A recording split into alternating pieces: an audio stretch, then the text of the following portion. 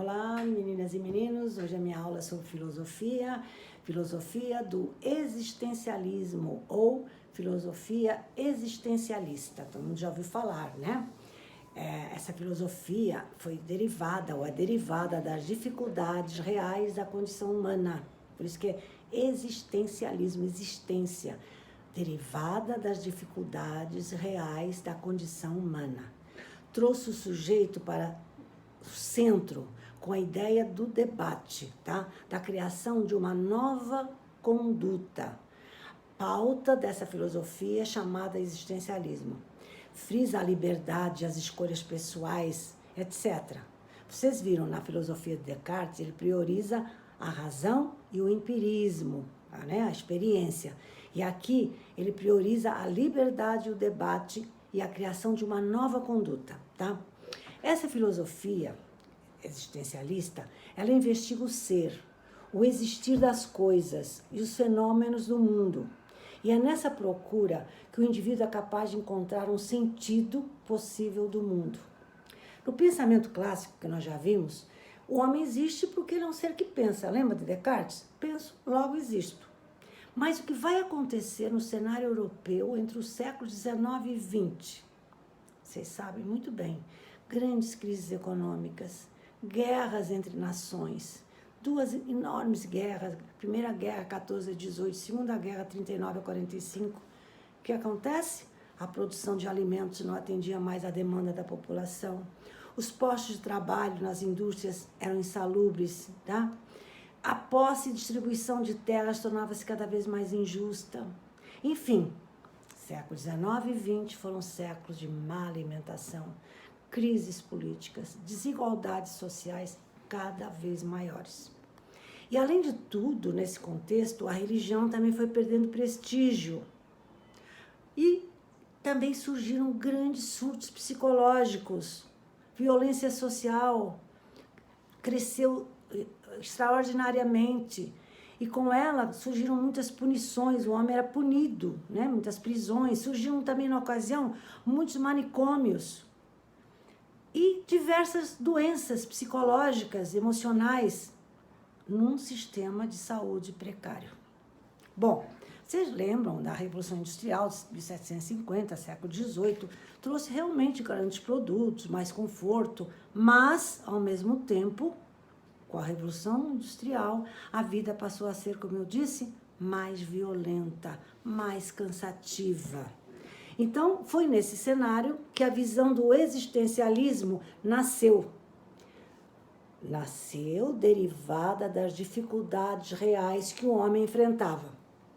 O existencialismo trouxe para o centro do debate o sujeito, o homem, a ideia de liberdade e a criação de uma nova conduta. O homem precisava ter uma nova conduta. Essa era a pauta da filosofia chamada existencialista. Essa filosofia também é vista de duas formas. Uma chave para a cura. Então, vamos filosofar, né? Vamos debater a visão do existencialismo como uma chave para a cura. Mas também é vista de outra forma, aceitação das dificuldades reais. Por isso, passou a existir uma dupla leitura, ou cura ou aceita. Bom, liberdade é algo pesado, envolve responsabilidade. E a angústia, traço marcante do indivíduo, quando se sente desamparado, parece que se transforma em ansiedade, neurose, traços comuns e enormes na sociedade contemporânea. Vocês sabem muito bem disso. Mas como cada indivíduo registra diferentemente um do outro, os filósofos existencialistas também têm várias nuances. Por exemplo, tem os existencialistas idealistas, os realistas, os ateus, os religiosos, tá? Mas a decisão e da escolha, sem dúvida, é o traço mais marcante do existencialismo. Decisão e da escolha, da liberdade de escolha. Porque, segundo essa filosofia, o ser humano, é livre para escolher.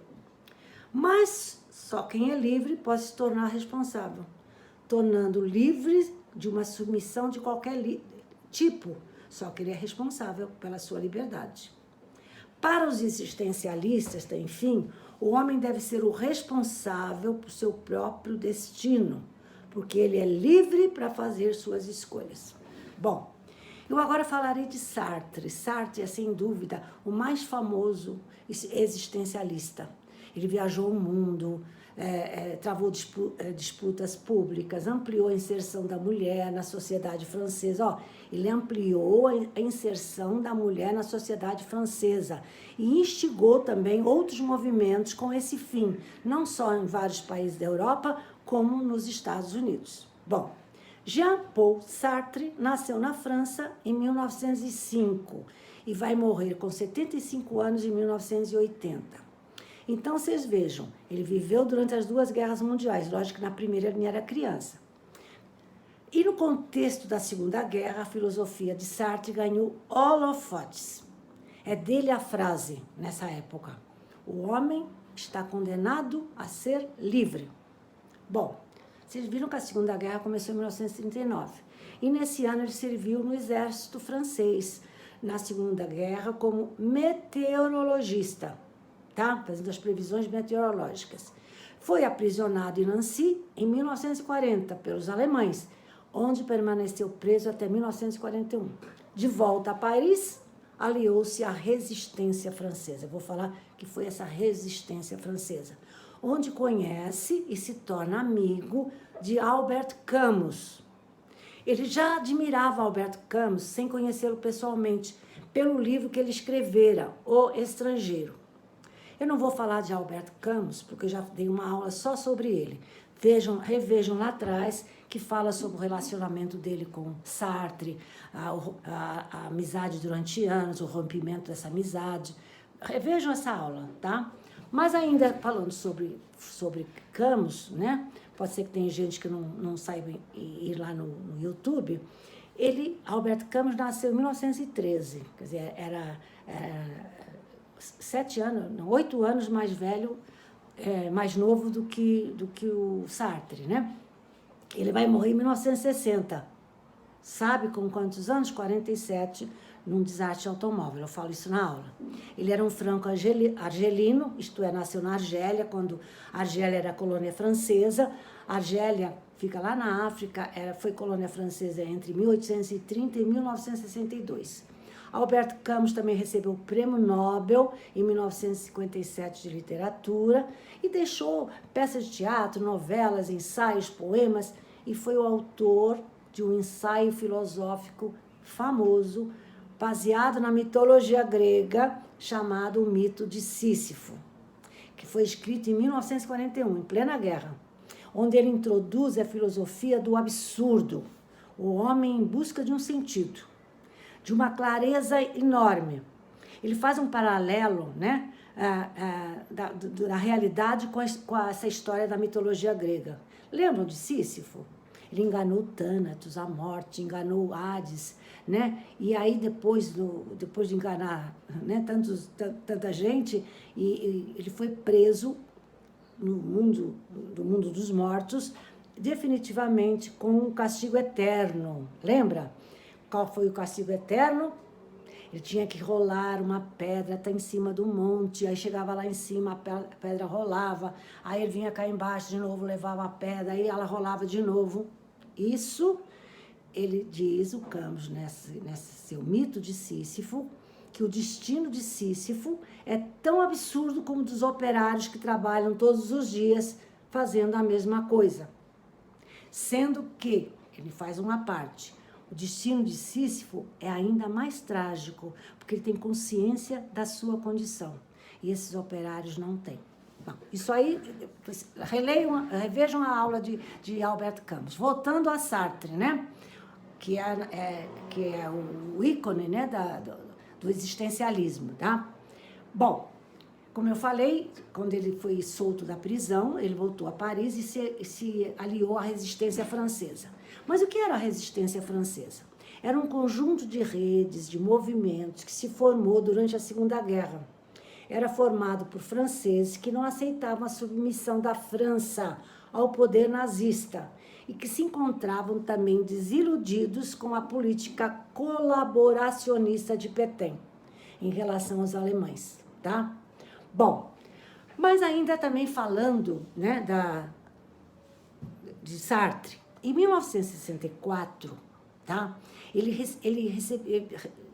Foi escolhido para receber o Prêmio Nobel de Literatura, 1964, causando um incidente público, porque era a primeira vez na história que alguém tinha rejeitado o prêmio, ele não queria receber o prêmio, tá? Foi o primeiro a rejeitar o Prêmio Nobel, o segundo vai ser em 1973, né? Quer dizer, 9 anos depois, né? Mas o primeiro foi Sartre, que recusou o prêmio. Aí foi aquele incidente público, como eu falei. Sartre alegou que rejeitou o prêmio porque o escritor deve permanecer independente das instituições que concedem tais prêmios e lamentou que seu ato tivesse causado um escândalo público, tá? Ainda sobre Sartre, ele teve um relacionamento aberto, quer dizer, cada um podia fazer o que quisesse, que durou 51 anos, até sua morte. Sabe com quem? Todo mundo sabe. Com a filósofa Simone de Beauvoir, que também influenciou significativamente tanto no existencialismo quanto na teoria feminista. Ela lutou muito pela liberdade feminista. Em 1949, ela escreveu O Segundo Sexo, onde faz uma análise detalhada da opressão que as mulheres sofriam.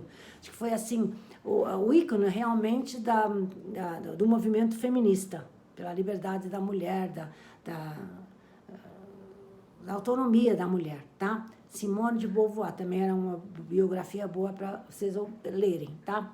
Bom, resumindo a filosofia, vou colocar 3 propostas, assim, 3 definições ainda sobre o existencialismo, ou filosofia existencialista, que resume essa filosofia. 1. O ser humano é responsável por suas ações e, ao longo de sua vida, deve construir um sentido para a sua própria existência. É bom reler. O ser humano é responsável por suas ações ao longo de sua vida e deve construir um sentido para a sua própria existência. Isso aí é o resumo da filosofia existencialista. Outra proposição dessa filosofia. A vida humana é baseada na angústia, no absurdo, na náusea, na falta de sentido. A vida tem tudo isso, angústia, absurdos, náuseas, revoltas, né? Falta de sentido.